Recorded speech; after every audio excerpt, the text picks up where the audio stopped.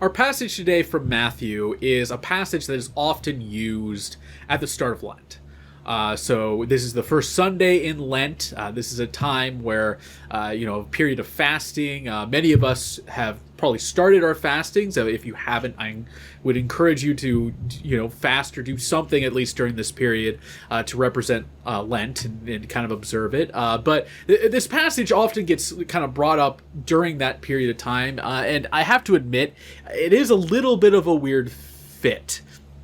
Because typically during Lent, we think of it as something of where we're kind of, sharing in almost the suffering of Christ. We're representing the time that he was in the desert when, he wasn't eating, and he was fasting for 40 days. And so, we ourselves give up something, and that's kind of a public sort of thing that is sort of done. And it's something that, seems to go very much against this passage, where it's telling us to do these things in secret. I think an important thing to recognize with anything that Jesus sort of teaches, with any of these spiritual disciplines, is that the big key is to have your heart in the right place with them.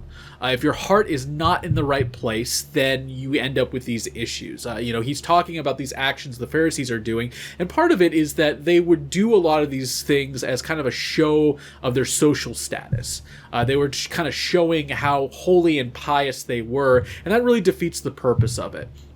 There's supposed to be a level of humility with fasting, with almsgiving, with all of these types of things that we are expected to have.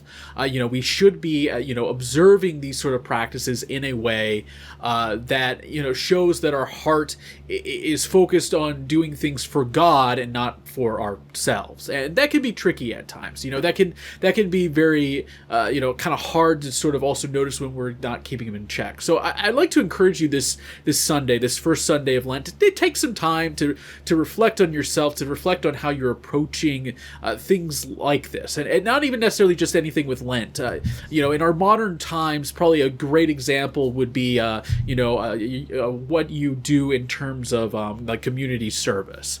Also, I would say even in many ways political opinions. Political opinions have become something that is very much a moral issue, and how you are holding them is something related to this verse. You should be looking at yourself and asking yourself, are these things that I'm doing, that I'm holding, that I'm believing, are they rooted in, a true love of God and love of people, or am I doing this because it gives me a certain social status?